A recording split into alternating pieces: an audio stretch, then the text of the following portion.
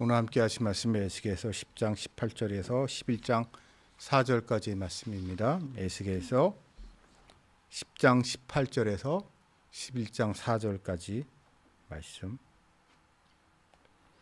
여호와의 영광이 성전 문 지방을 떠나서 그룹들 위에 머무르니 그룹들의 날개를 들고 내 눈 앞에서 등에서 올라가는데 그들이 나아갈 때 바퀴도 그 곁에서 함께 하더라. 그들이 여호와의 전으로 들어가는 동문에 머물고 이스라엘의 하나님의 영광이 그들 위에 덮더라. 그것을 내가 그빌강에서 보던 이스라엘의 하나님 아래 있던 생물이라. 그들이 그룹인 줄 내가 아니라. 특히 내 얼굴과 내 다리가 있으며 날개 밑에 사람 손의 형상이 있으니 그 얼굴의 형상은 내가 그발강가에서 보던 얼굴이며 그 모양과 그 몸도 그리하며 각기 곧게 앞으로 가더라. 그때 주의 영이 나를 들어 올려서 여호와의 전 동문 곧 동양한 문에 이르시기로 보니 그 문에 사람이 25명이 있음인데 그가 그 중에 아술의 아들 아야시아냐와 분하냐의 아들 블라다를 보았으니 그들은 백성의 고관이라. 그가 내게 이르되 인자야, 이 사람들은 불의를 품고 이 성중에서 악한 꾸미를 꾸미는 자니라.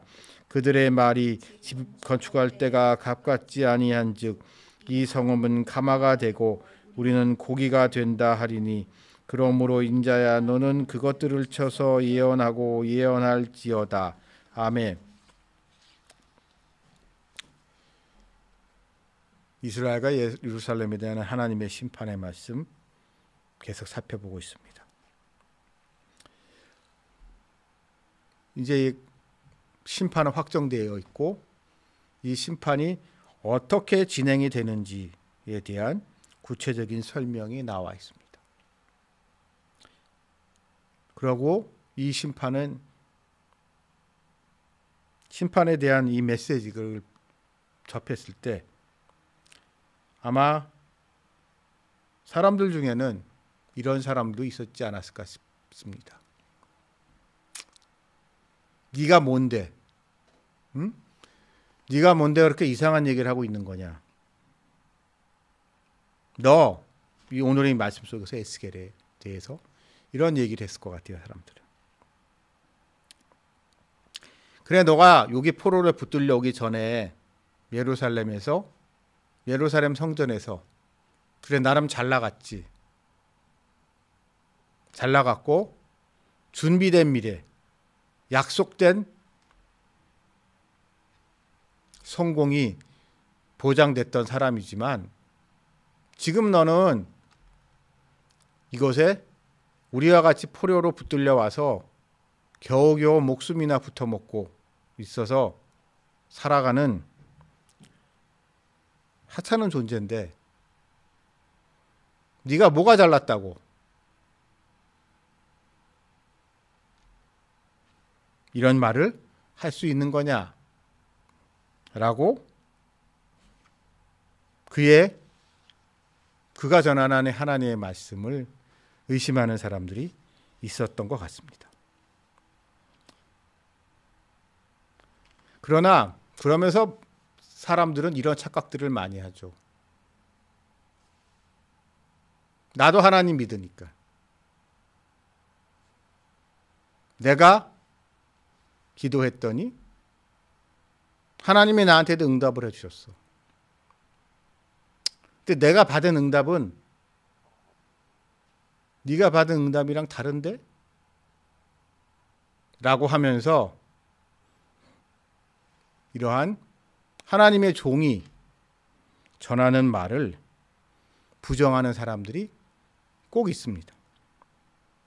특히 그들이 전하는 메시지가 그들이 바라는 거와 다르고 그들이 기대했던 거와 거리가 반대였을 때 사람들은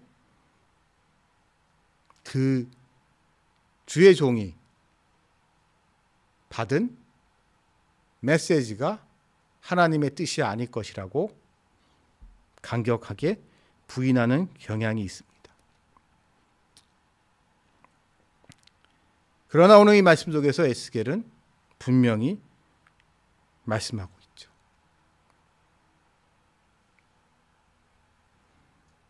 나는 안다는 거예요.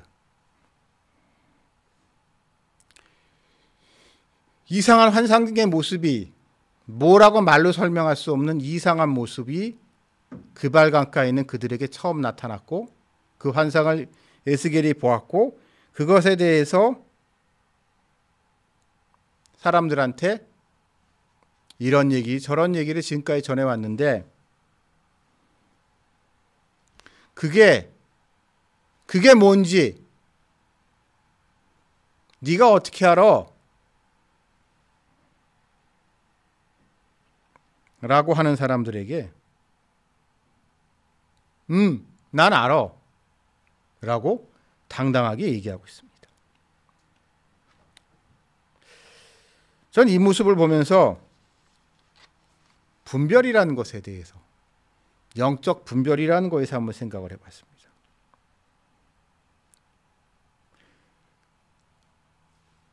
많은 한국인들, 교회 다니는 사람이나 교회 안 다니는 사람들은 영적인 거, 초월적인 거, 신비스러운 일, 이런 거, 기적 같은 일 좋아합니다.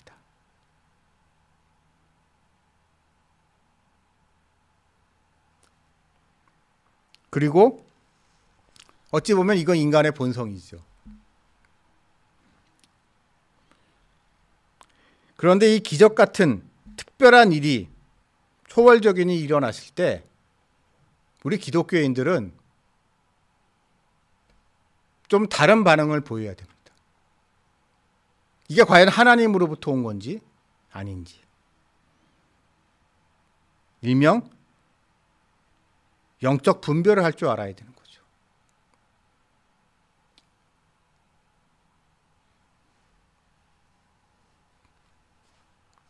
이 영적 분별이 희미해적 영적 분별이라는 것을 무시하고 어떠한 현상 그 자체, 어떠한 기적적인 일 그 자체에 사람들이 현혹되기 때문에 특히 우리나라에서 이 이단의 문제가 참 이 교회를 많이 어렵게 해왔습니다. 이단들을 보면 신기합니다. 우리 같은 이제 말씀을 사모하고 바른 건전한 신앙을 추구하는 정통 교회들보다는 이상하게 그런 문제 있는 이단 사이비들에서 더 초자연적이고 미스테리한 기적 같은 현상이 더 많이 벌어져요. 그래서 거기에 빠진 사람들의 얘기를 들어보면 이런 얘기들을 많이 하죠. 이상하다는 얘기 많이 하지만 와서 보라 이거야. 우리가 모여서 그렇게 할 때 얼마나 놀라운 능력이 나타나는지, 영적인 능력이 나타나서 기적이 일어나는지.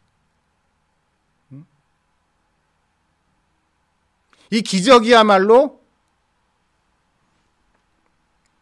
모든 것을 증명한다고 그런 이단들이 그런 얘기들을 많이 해요. 그러나 여러분,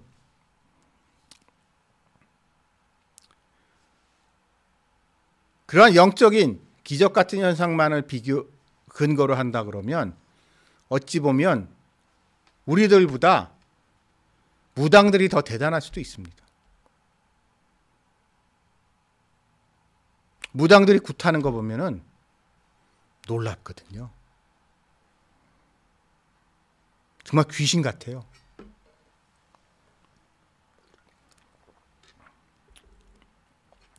그렇기 때문에 우리 믿는 자들은 그러한 표면적인 현상만을 가지고 판단해서는 안 됩니다.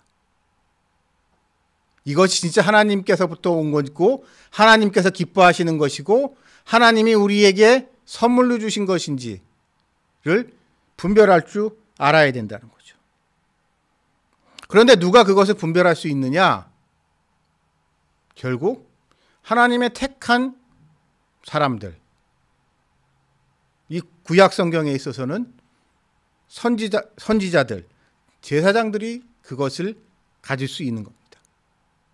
선지자들은 평소에 하나님과부터 특별한 관계를 맺은 사람들이고, 제사장이라는 사람들은 결국 성전 제사를 지내면서 율법에 빠삭한 사람들이기 때문에 어떠한 현상이 벌어졌을 때 이것을 율법적으로 어떻게 해석할 수 있는지를 가지고 있는 특별한 능력을 가진 사람들이에요. 그렇기 때문에 그런 사람들만이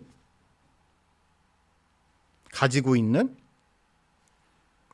어떻게 보면 특권일 수도 있지만 또 다른 한편으로는 그들의 택한 자들로서 그들이 지어야 될 책무이기도 합니다. 근데 안타깝게도 세속화된 현대사회에서는 이러한 종교 지도자들의 권위가, 오늘날로 말하면 주로 목회자들이죠. 목회자들의 권위가 무시받을 때가 너무 많습니다. 뻔뻔스럽게 이런 얘기를 하는 사람들이 있어요. 목사님들이 뭐 성경 말씀이나 좀 알지 영의 세계를 아십니까? 라고 얘기하는 그런 사람들이 있는데요. 단호하게 말씀드리겠습니다. 그런 사람들 지옥 갑니다.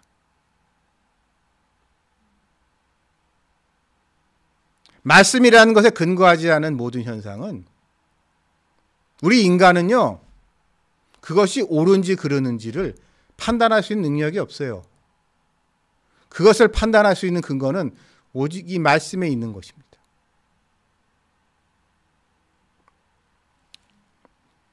물론 그 말씀을 어떻게 해석하느냐에 대해서는 다양한 연구가 있을 수 있겠죠. 하지만 결국 그 모든 것은 말씀에 기초해야 되는 것입니다. 그리고 그러나 이 말씀이라는 것은 참 쉬우면서도 어려운 거죠.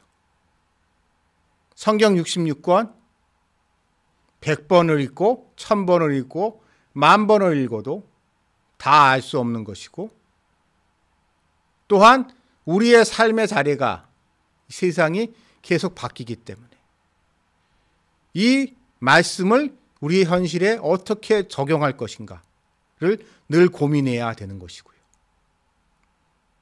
간혹 말씀만을 강조하는 사람들이 있는데요. 그건 잘못된 겁니다. 말씀 중요합니다만 우리가 살아가고 있는 이 세상, 이 또한 하나님의 뜻이 실현되는 장소입니다. 하나님은 이 세상의 주인이시고 이 세상의 삼남한 사람을 주관하시고, 그것을 통하여 우리 일상에서 우리가 겪게 되는 모든 일들, 그리고 이 세상이 어떻게 나아가는지를 통하여, 일어나는 모든 현상들을 통하여 하나님의 뜻을 우리에게 분명히 가르쳐주고 계세요. 그렇기 때문에 우리는 하나님의 뜻을 바르게 알기 위해서는 이 성경 말씀과 문 더불어 이 돌아가는 세상의 모습 속에서 하나님을 좀 더 알아갈 수 있도록 한 걸음 한 걸음 나아가는 것이 우리 그리스도인들의 본분인데, 이것을 아무나 할 수 있는 게 아니죠. 이것은 어찌 보면은 하나님에게 그것을 할 수 있는 특별한 은사를 받은 사람들만이 할 수 있는 일입니다. 이걸 모든 사람이 할 수 있다. 여러분, 우리 보통 종교개혁 개신교에서 하는 만인제사장설이랑 이건 전혀 다른 문제입니다. 만인제사장설이라는 것은 우리 모두 한 사람 한 사람이 하나님과 직접 관계를 맺을 수 있다는 이야기입니다. 그거는. 그러나 그거와 우리 모두 한 사람 한 사람이 우리를 향한 하나님의 뜻을 알 수 있다는 것은 전혀 다른 문제라는 거죠. 그것은 하나님이 택하신 특별한 사람들을 통하여 하나님이 우리에게 가르쳐 주시는 거예요. 이건 선지자의 역할이기 때문이죠. 우리 모두가 내가 나의 자신의 제사장이 돼서 하나님 앞에 나아갈 수 있을지라도 하나님이 우리에게 주시는 하나님의 음성을 듣는 것은 하나님의 택함을 받는 특별한 선지자들에게 주어진 책무라는 겁니다. 그러나 이거를 무시하고 이상하게 교만하고 건방 떠는 이들이 교회 밖은 물론이고 교회 안에도 너무 많아요.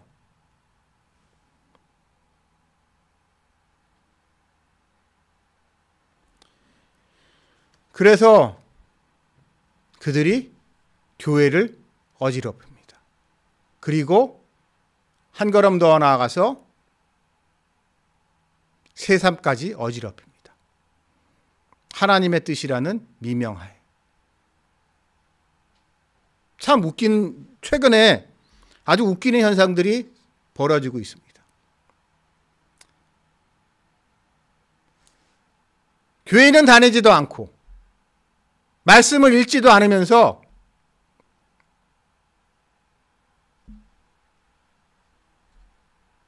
자기가 기독교인이라고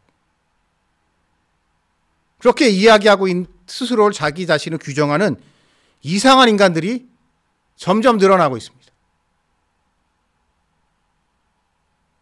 여러분, 기독교인이 된다는 게 과연 뭘까요? 예수님을 따라간다는 겁니다. 예수님이 우리에게 원하시는 게 뭔지를 말씀 속에서 찾다 보면 교회에 안 나올 수가 없어요. 그것이 예수님께서 바라시는 것이고, 나는 교회를 가기 싫더라도 내가 믿는다고 하는 예수님이 교회를 가라고 했기 때문에, 너희는 모여서 기도하기 힘쓰라고 했기 때문에, 좁은 길을 가라고 하셨기 때문에, 모이기를 힘쓰라고 하셨기 때문에 교회를 갈 수밖에 없는 거예요.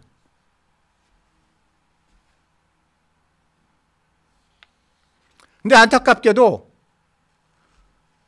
많은 이들이 그냥 예수님 믿는다고 말하면서도 도대체 뭐가 믿는다는 건지도 모르겠고, 그래서 믿어서 그 믿음이 그의 삶에 어떠한 영향을 미치는지도 모르겠어요. 근데 안타까운 현실은 그런 사람들이 예수님의 이름을 팔아가면서 세상에서 권세를 잡을 때가 너무 많다는 거예요, 오늘날.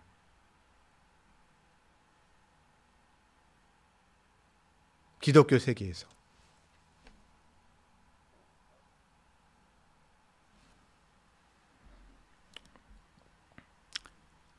그래서 그들로 말미암아 나타나는 현상들이 있습니다.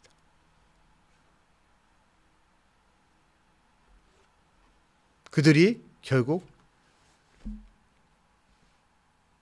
교회를 타락시키고 신앙을 변질시킵니다. 왜요?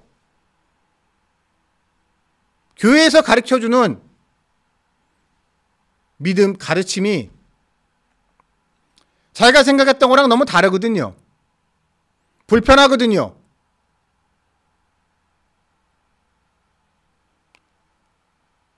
그러니 자기를 부인하는 것이 아니라 교회가 말씀을 잘못 가르치고 있다고 하면서 교회를 타락의 구렁텅이로 몰아넣고 있습니다. 그러면서 믿음을 잘못된 길로 오염시키고 있습니다.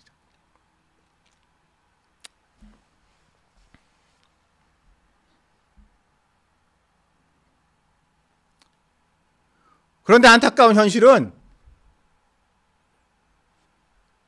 이 죄 많은 세상에서 그런 사람들이 기득권을 잡으면서 그 세상의 기득권을 내 힘으로 교회를 압박하고 심지어 교회에서조차도 헤게모니를 장악하면서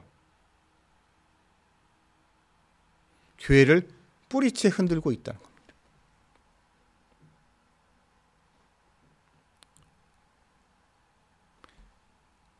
그러나 그들은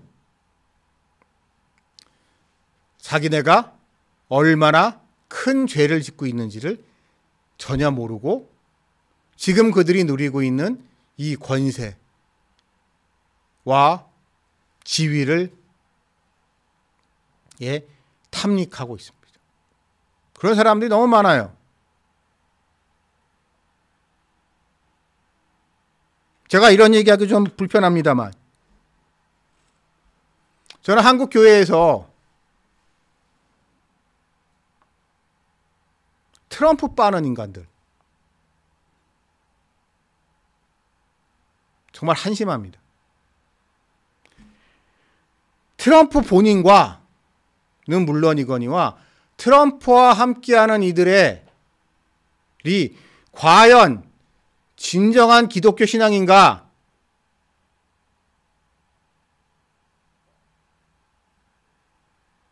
전혀 그렇지 않습니다.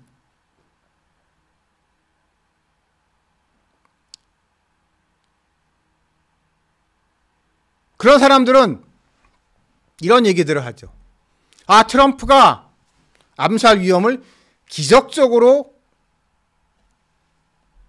암살 위험에 살았는데 이것이 하나님의 기적이다. 이런 위험 속에서도 하나님이 그가 살아나게 하신 거 보면은 그는 하나님의 사람이 분명하다. 라고 하면서 무조건 트럼프를 지지하는 하나님의 사람이라고 하면서. 그러나 트럼프의 언행과 그 사람의 평소 언행은 말할 것도 없고 그 이후에 그 사람이 하는 행동을 봤을 때 그 사람이 하나님의 사람이라고 할 수 있는가? 이제는 그와 함께하는 이들이 하나님의 사람이라고 할 수 있는가? 하나님의 사람이라는 건 여러분 자기를 부인하고 자기 십자가를 지고 그리스도를 따르는 겁니다. 그들에게서 자기를 부인하고 자기 십자가를 지는 게 과연 무엇이 있는가?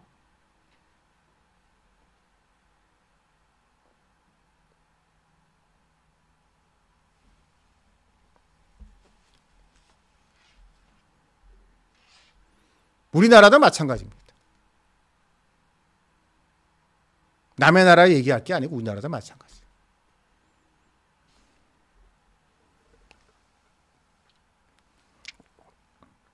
뭐 저야 별 볼 일 없는 목사지만 아무도 알아주는 사람 없는 하찮은 목사지만 교회를 다닌다는 사람들이 과연 믿는다고 하면서 자기를 부인하고 자기 십자가를 지는 것이 과연 있는가?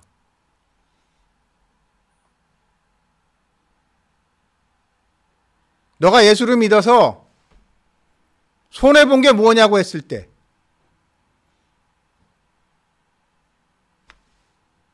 자기 십자가를 진다는 거는 자기 십자가를 지고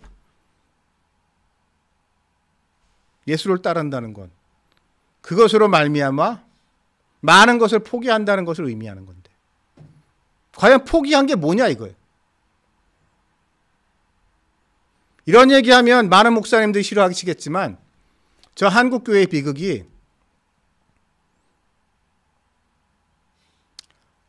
함량 미달의 사람들이 목사가 너무 많이 됐어요.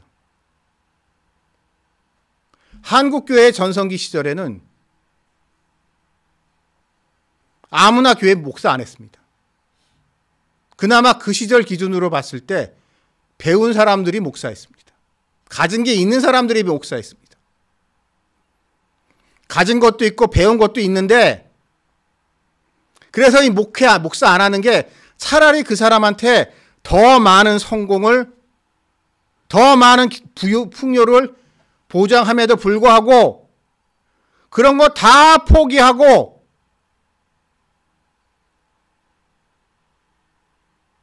복음을 위해서 헌신하겠다고 목사가 된 사람들이 많을 때 한국교회는 성공했어요. 뭐 제가 그분 한 번도 만나뵌 적 없지만 조용기 목사님. 전 제가 장로교 출신 목사 배경이다 보니까 원래 저는 조용기 목사님 되게 하찮게 여겼던 사람입니다. 시끄러운 순복음. 되게 순복음에 대해서 우습게 여겼는데 조영기 목사님에 대해서 제가 생각이 완전히 바뀌게 된 게 그분 영어 설교하시는 거 보면서 영어 정말 잘하시더라고요. 그럼 나중에 알게 됐습니다. 그러고 난 다음에 그분이 통역장교 출신이셨다고. 전 조영기 목사님 그러면서 그분에 대한 제 생각이 완전히 바뀌었어요. 그 시대 그분 목사 안 하고 그 정도 영어 실력이게 되면은요 잘 먹고 잘 살 수 있었어요. 출세는 보장돼 있던 겁니다. 그 정도 영어 하게 되면 영어 하나만 가지고도 잘 먹고 잘 살아요. 근데 그 좋은 길 놔두고 넓은 길 놔두고 목사하겠다고 복음 전하면서 밥 굶어 가면서 사람들한테 무시받아 가면서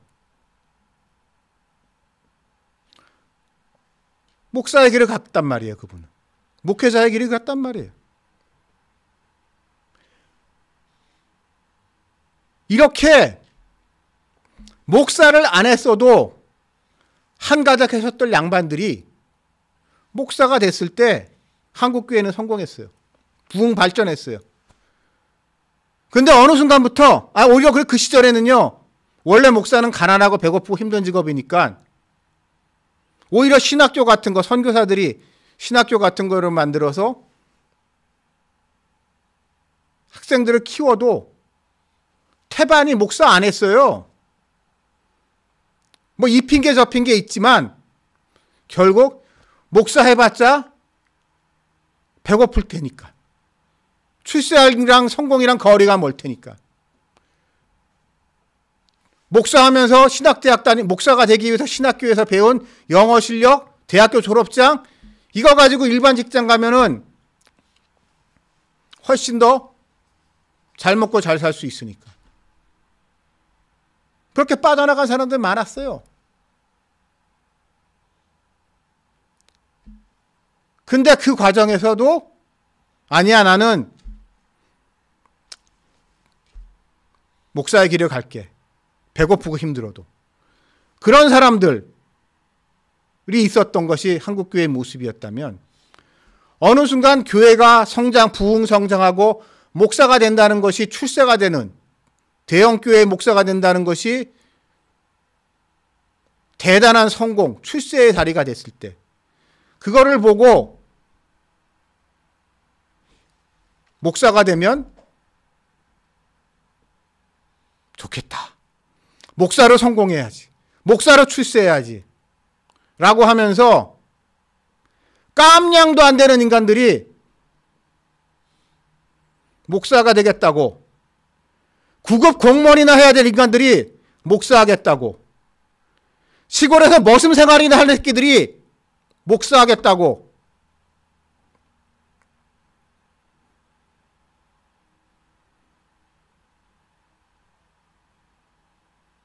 그렇게 함량미달인 사람들. 물론 그런 사람도 필요가 있고 하나님께서 그런 사람들 또 목사로 세우셔서 쓰셨던 부분이 있지만 분명히 그런 사람들에게는 한계가 있었습니다.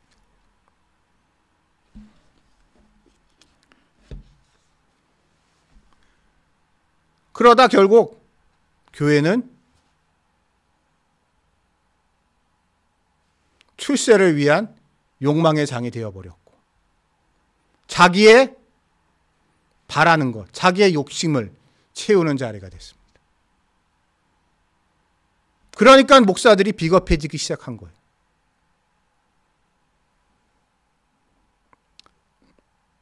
그리고 한 걸음 더 나아가서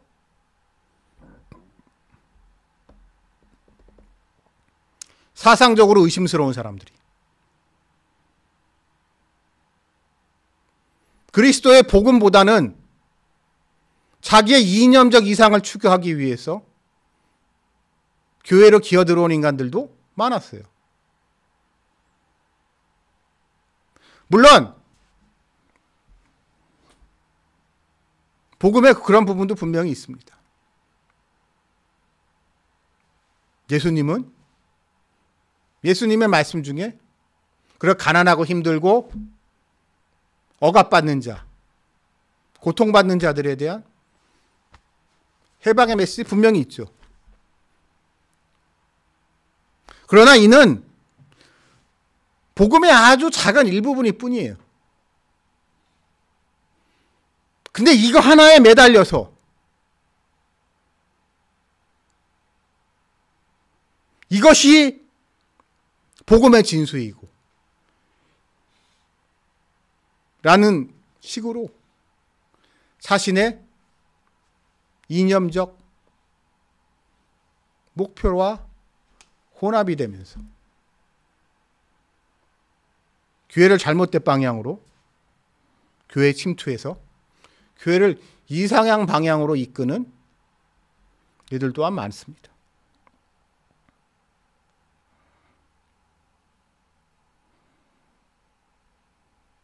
그런데 안타까운 것은 이들의 모습은 자기네가 지금 뭘 잘못하고 있는지, 상황이 이제 얼마나 심각한지 모르고 있는 거죠. 그래서 그들의 마음을 오늘 이 말씀 속에서는 이렇게 표현하고 계십니다.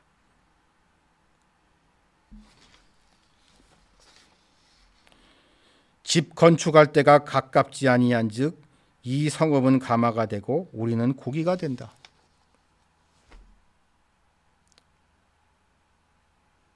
집을 건축할 때가 아니다. 가깝지 않다. 태평성대라는 거예요. 고민할 거 없다는 거예요. 지금 이대로가 너무 좋다는 거예요. 우리가 할 일이 뭐 있냐는 거예요. 그러니 지금 노세 젊어서 노세. 쨍하고 해뜰 날 왔으니까. 날이면 날마다 오는 기회가 아니니까.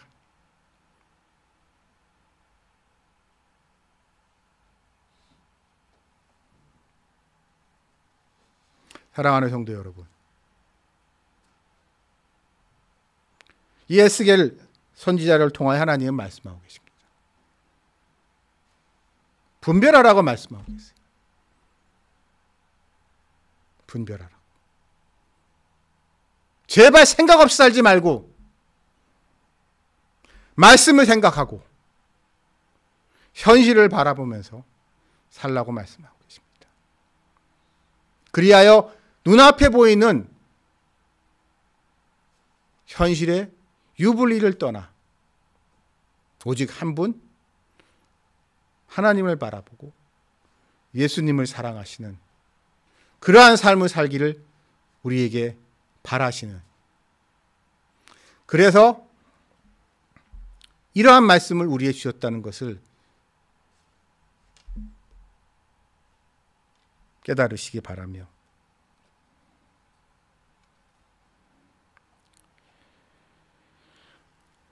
오늘 하루도 앞으로도